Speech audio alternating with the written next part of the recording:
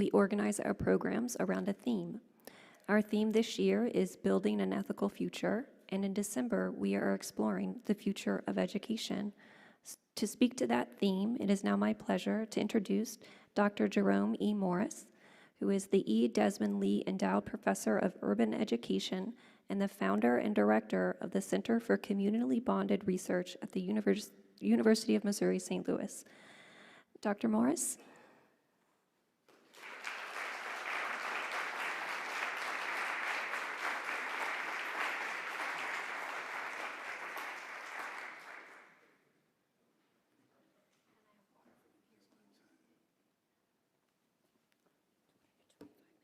Okay, thank you.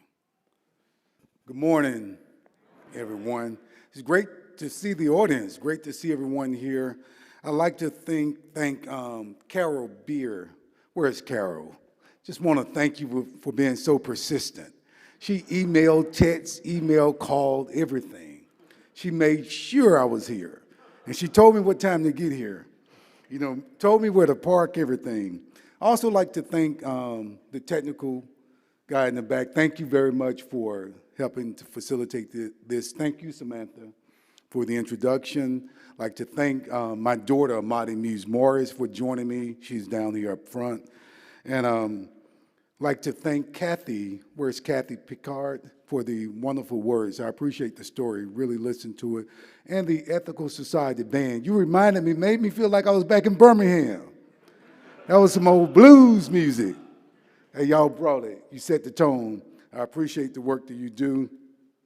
And one of the things I want to begin by letting you know that I stand here on the shoulders of ancestors. There are people who paved the way, who allowed me to be here, who are the reason why I am going to talk about the importance of community. And I see that what's at the core of what you do is about community. That's what this is about. And I represent communities, and I'm going to talk about how important community is for Black people, okay? So why that is important? Because community is who we are. We can't exist in isolation, and that becomes the core of what we do. And so I'm going to talk about this whole idea of rekindling communally-bonded schooling to improve Black students' educational experiences. I don't know if you're videotaping, if you can still see me at this point here. Okay. So I am a researcher at the University of Missouri, St. Louis. I came back to St. Louis in 2015. I had been here between 94 and 2000 doing research for my dissertation. I was living in Nashville, Tennessee. I was finishing up a PhD at Vanderbilt University, and I came here and did some research focusing on community and a school in St. Louis, which was one of the most powerful experiences I've seen in terms of the education of Black children. It was a school called Farragut Elementary School. It no longer exists. The school was closed last year. But that sets the tone for what I'm about to talk about. And generally, my broader research question that I raise and I'm really used in terms of understanding this work around communally-bonded schooling. I'm interested in what practices, reforms, policies, and beliefs promote equitable, healthy, culturally affirming, and academically enriching educational experiences for historically marginalized populations. That research question, I can do a lot of studying, right? But that's at the core of what I'm interested in. How do we create healthy communities knowing that indigenous African and African communities were destroyed with the creation of the United States, with settler societies around the world? How do we recreate? How do we rekindle knowing that you're in many ways working against a structure that is really about the ongoing decimation of those communities, the cultural and the racial erasure. We can go to the next slide. So I want to talk about education and the passing on of knowledge as a communal endeavor. One of the things that I often reference W.E.B. Du Bois. A lot of people know his work about the souls of black folk, the whole notion of the color line. But one of the things that Du Bois talked about, and there's often a big debate about the type of education that black people coming out of enslavement should receive.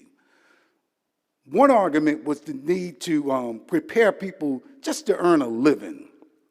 Du Bois, who's the first African American to graduate from Harvard University, who graduated first from Fisk University, a historically black institution in Nashville, Tennessee, he said that education should not only prepare you to earn a living, it should prepare you to live a life.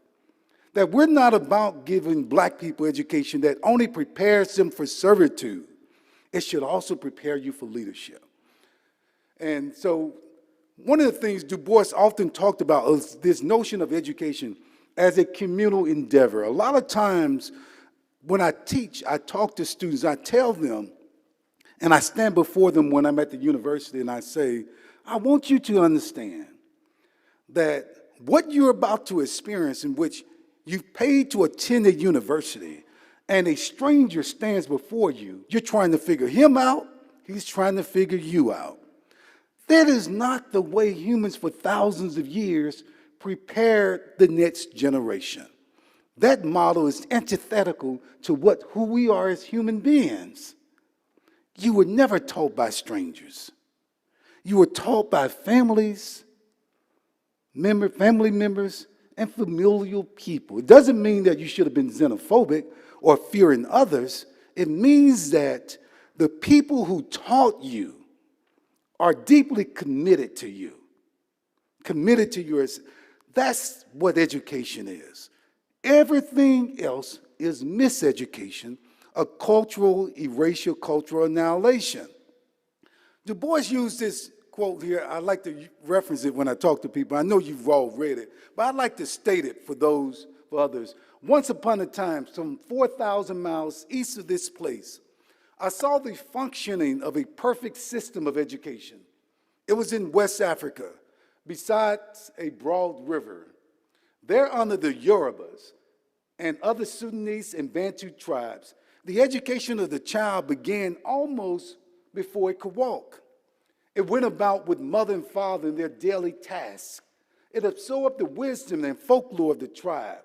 It knew the lay of land and river. They, meaning the students, sat in council with their elders and learned the history and science and art of the tribe and practiced all in their daily life. Thus, education was completely integrated with life. There could be no uneducated people. We live in a society today in which people talk about some people uneducable. Have you ever heard of that term? Some folks just can't be taught. And people are always surprised when they see children that have been designated as uneducable able to remember the lyrics of multiple parts of a song, often hip-hop song. We often see that. But then at the same time, you're not able to translate or take that culture that that child learned at home into the school, and you therefore place that child in something called special education and say that the child can't learn. Humans always learn. It's how we've evolved. Humans learn. We're in a constant state, perpetual state of desiring to learn. The question is, do I want to learn what you're teaching me? That's the question. And can you teach me? Do you feel me? Do you understand me? Are you like my mama and them? I don't know if y'all know what I'm talking about. Are you like my mama and her folks? Are you like my cousins and all these people who wanted the best for me? That's the question we have to ask about modern education. Modern education is not about passing on knowledge, preparing the next generation. It's often about preparing you to fit a role in a capitalist structure. That's pretty much what it's about. And it needs some products. And you got to play a role. Go to the next. Why communal bondedness? So I used that quote by Du Bois to set the context here. For the theoretical framing of my work, I developed this theory called communally-bonded schooling. A lot of people say, well, Jerome, that's very ambitious, but we can't go back to what people once had. There's a West African concept called Sankofa. It means we must not be afraid to go back and fetch that which was lost. That in order to go forward, one must take 2 steps backwards. A concept, I want you to think about that. So communal bondedness. So one of the things is that schools, particularly in the Black community, albeit during a segregated era, school once served as pillars in the community. Schools in many ways were second in importance to the Black church, the only institution Black people had. Schools became an institution that Black people grabbed onto. We know that had it not been for the efforts of Black people coming out of enslavement, as Dr. James Anderson writes in The Education of Blacks in the South, that public schooling, mass public schooling as we know it, would have come decades later for white people in the South. In fact, public schooling was a gift of the freedmen to the South. Because once Black people demand something, you know white folks got to have some too. And so that's the essence of this work here. So I always tell people when they say Black people didn't value education, I said, why were laws created to stop Black people from being educated? That doesn't make sense, does it? So we know that Black people were the gift. So this notion of schools serving as pillars in the Black community, because schools, education became an act of freedom.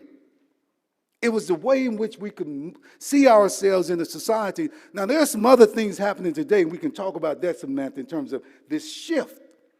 But when you look at African people coming out of enslavement, first knowing that we existed before enslavement. People already had functioning communities. They were destroyed during the transatlantic slave trade, not just the transatlantic slave trade, the East African slave trade. African people scattered throughout the world, repopulating the Americas. But African people brought something here. It was destroyed. And you find yourself having to recreate community, having to recreate, I'm not going to say schools, but educational institutions. You find yourself having to rebuild over and over and again. And that's a constant theme in the Black experience in America. There's been this deep sense of loss of community between Black children in schools, teachers, and communities today. A myriad of educational policies. Some of you familiar, St. Louis had the largest voluntary desegregation plan in the nation. Up to about 13,500 Black students from the city of St. Louis were transferred a bus into predominantly white county schools. And once they're bused over time, 13,000 plus, and we can talk about that too, one loses an affinity for those communities from which they've come. Think about that. You lose a connection. There are grown people now, 40 years old, have no connection with the communities and the schools where they live. That's not education. And why always, in order for Black people to get a quality education, one has to remove the person from their basis, their existential basis. That's not education. That's miseducation. So there's deep sense of loss, a sense of mourning. Eve Ewing, the scholar at the University of Chicago, young scholar, talks about this sense of mourning that people have when their schools get closed, when they saw with Brown versus Board of Education, but not just with Brown, and right after, during the period of Reconstruction, when we saw the ascendancy of Black people in America, and then this closing of opportunities, the end of Reconstruction, the burning of Black schools throughout the South, the closing, the threatening of Black teachers. So we had these massive periods, and then in the 1920s and through the 1950s, we saw this withholding of resources. We still see it in terms of supporting Black education, the stifling of Black education by withholding resources. Black people receive significantly less resources to educate their children compared to white people. Why we see these gaps? These gaps are legacy gaps. Then we see Brown versus Board of Education, albeit to eradicate legalized segregation within the broader society, we see the massive closing of black schools. Schools like Crispus Attucks here in Clayton. Anybody ever heard of Crispus Attucks Elementary? Named after the first revolutionary person that died during the Revolutionary War. He was indigenous and African. The closing of Harriet Tubman School. The closing of W.E.B. Du Bois School. The closing of Paul Laurence Dunbar School, right here in St. Louis. My point is that these closing of schools named after iconic features represent a form of black community killing. I'll talk about that. So this deep sense of loss and students connecting this to schools and a sense of belonging, we know, humans, that schools, when children feel like a sense of belonging, it was wonderful sending young people here and seeing that you have them as part of the community. I always try to say, I want to see some young folks if you want to talk about a community. Because it's not community with a whole bunch of people who are like me, and there's no continuity that we've got to build, and young people help us with that. So students connecting this to schools in a sense of belonging are positively related to motivation to learn and well-being. Let's go. So here's the framework that I have. It's communally-bonded schooling. It's a theory developed out of studying exemplary schools. One was in St. Louis and another in Atlanta, Georgia, that although predominantly black and serving primarily low-income student population, were powerful educational schools from the 1990s to the late 2000s. And this work, I collapsed that sociological work I had done in schools and communities in St. Louis and Atlanta with this historical understanding of black school communities. And I developed this theory of communally bonded schooling. And we have here, you see the child is at the center, and this is child-centered.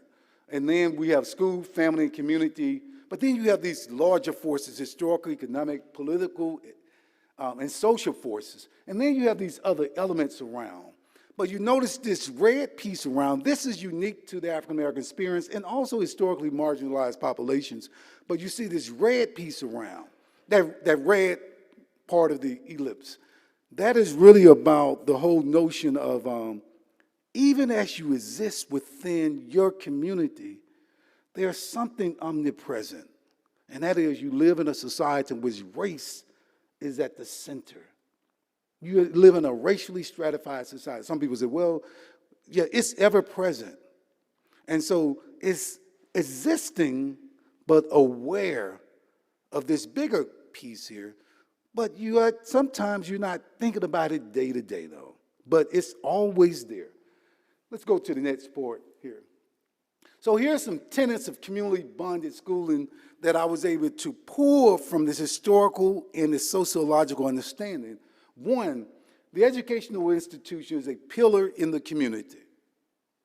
You often, all of you are familiar with Sumner High School here in St. Louis. There is a threat of closing Sumner High School, St. Louis Public Schools superintendent and school board, saying they wanted to save money. Sumner High School is the oldest black high school west of the Mississippi River. I don't know if some of you know that. Arguably, Sumner High School has the most distinguished alumni in the nation compared to any institution in St. Louis. Some people might say, Clayton, well, line up some Sumner people and you'll go on and on and on. And so the point of it is, some people argue it's one of the most important institutions. So I was eager to serve on the advisory board to save Sumner High School. And I'm on that board, and we've been strategizing. But Sumner is not the only school that was threatened to close. There was Dunbar also, and some of the people who have been fighting to try to bring that school back into existence. So educational institutions, they pillar in the community. Faculty and staff reach out to families and the community. There's not like you come up to the school and we get to know you. No, you're integrated within the school community. Educators, there's a critical mass of black faculty and staff. And this is in terms of the African-American experience. Why is that important? Some people might say, well, why a critical mass? A critical mass is important not just as role models, but sociocultural connections. This is what we know of schools that have demonstrated academic promise. I'm not saying what I hope, I'm just telling you what the research is saying. We often had a critical mass of black faculty and staff. There's this intergenerational bonding between school personnel and families. Is there one more? And then educational leaders serve as bridges and academic leaders. That the educational leader, particularly in terms of historic black school, often went out into the community, was able to garner resources for the school and the community. And so you're playing these very unique roles. There was this stability, though. The stability was at the core of it. One of the schools I studied in St. Louis, Farragut, it had the highest teacher stability of all schools in St. Louis. Thus, it was also the highest performing school for black children in the city, outperforming black students who attended county schools. This was a school, Farragut Elementary School in the Ville. Today, it's a shell of its former self. It was closed in 2021. Going to the next. So what I want to talk about is rekindling communally-bonded schools.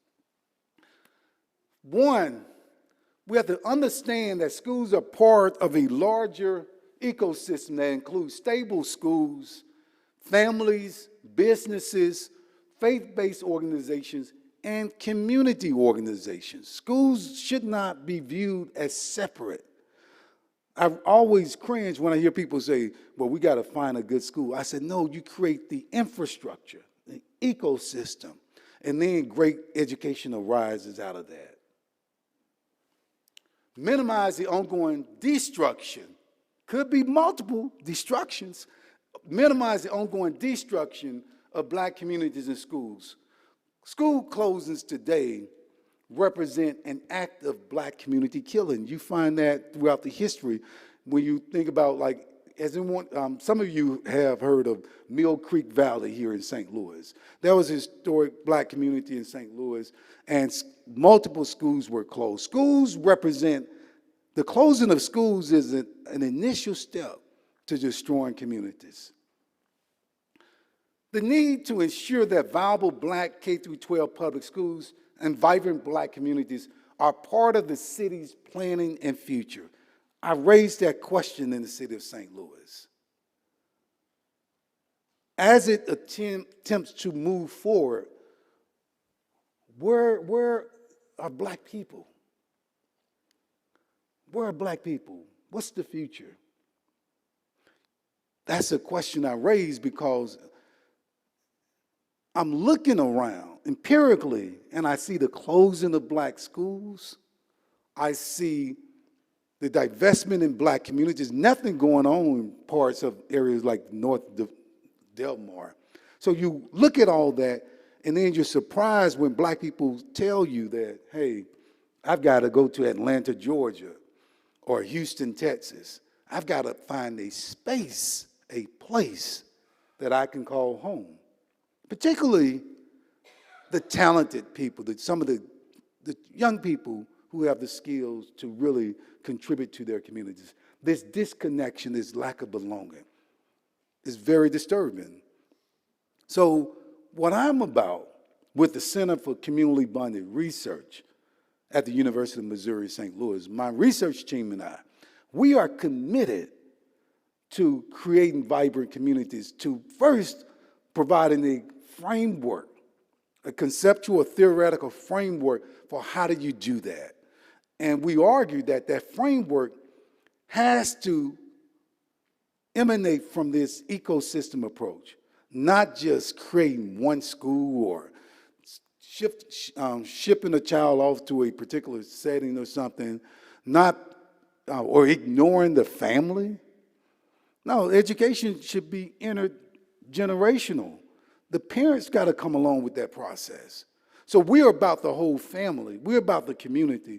And so we're bold enough, ambitious enough to put forward this model to say it can be done. It can be done. It has to be done. And so I want to end and entertain questions, and I'm sure Samantha is going to facilitate these questions. Looking forward to, I know, what would be an engaging conversation. Thank you for the opportunity to share.